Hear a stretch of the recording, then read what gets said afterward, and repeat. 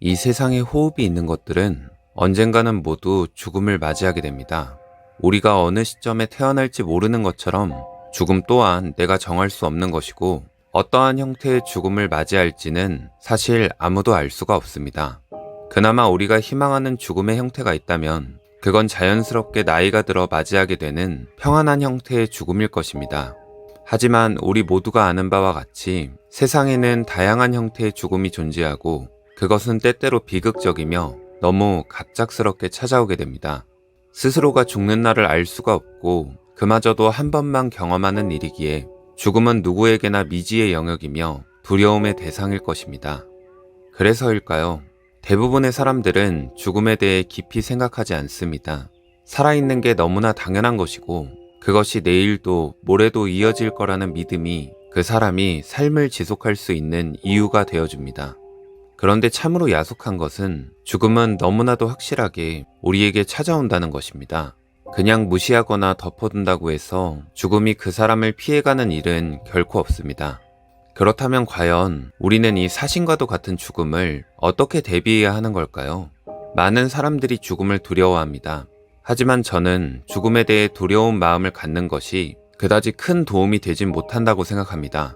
오히려 언제든지 죽음을 맞이할 수 있다는 인식이 죽음을 의연하게 맞이할 수 있는 하나의 방법이 될 것입니다. 적어도 내가 죽을 수도 있다는 생각은 삶의 소중함을 일깨워주게 됩니다. 평범하게 지나가던 하루하루도 사실은 매우 귀중한 시간임을 알 수가 있고 사랑하는 사람에게 사랑한다고 말할 수 있는 기회가 생각보다 적다는 것도 깨달을 수 있습니다.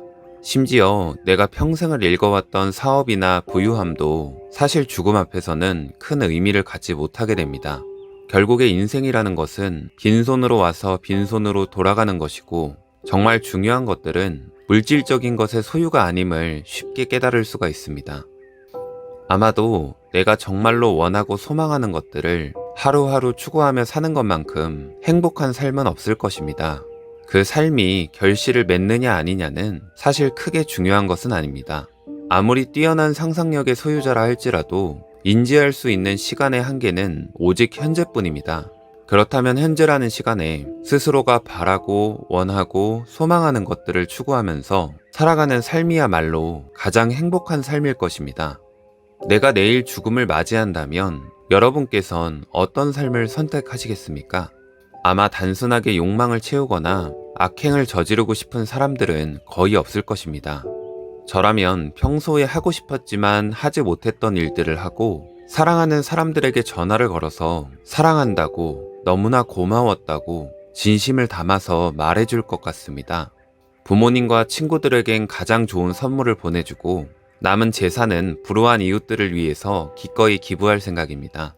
남은 시간엔 좋아하는 노래를 들으면서 자연 속을 거닐어도 너무 행복할 것 같고 아직 다 읽지 못한 책을 읽으면서 하루를 보내는 것도 정말 괜찮을 것 같습니다. 그렇게 인생에서 가장 아름답고 설레이는 하루가 아주 빠르게 지나가겠죠. 어느덧 해가 지고 저녁이 찾아오면 저는 분명히 많이 아쉬워할 것입니다. 아마 단 며칠만이라도 더 살고 싶어 할지도 모르겠습니다. 하지만 그래도 크게 후회할 것 같진 않습니다.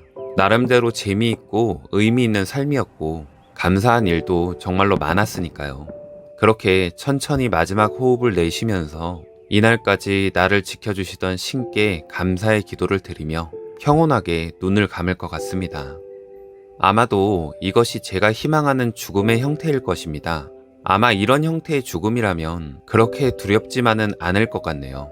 우리가 죽음을 책의 끝마침으로 여길 수 있다면 그것은 그저 슬픈 일만은 아닐 것입니다. 아름다운 끝을 쓰기 위해서 노력할 수도 있고 어쩌면 삶을 소중하게 대할 수 있는 계기가 되어줄지도 모르겠습니다. 부디 죽음이란 것이 우리 모두에게 공포로 여겨지기보단 삶의 일부가 되어서 내 눈을 감겨줄 수가 있는 그러한 마지막 안식이 되었으면 좋겠습니다.